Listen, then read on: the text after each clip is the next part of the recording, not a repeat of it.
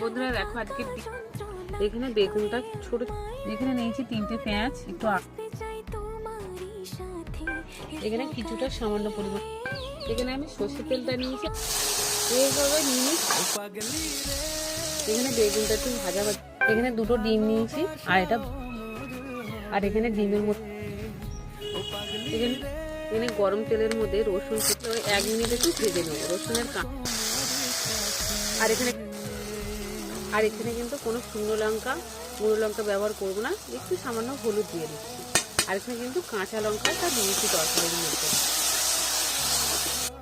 আর এখানে মশলাটা আমি ভালো করে এখানে কিন্তু বেগুনটা অনেক সুন্দর, আর এখানে কিন্তু বাগানে আর এই সামান্য একটু করে নিচ্ছি। এখানে তরকারিটা দেখো তুলছি, কত সুন্দর লাগছে, এত লোভনীয় হয়েছে। বেগুন আর ডিমের রেসিপিটা কিন্তু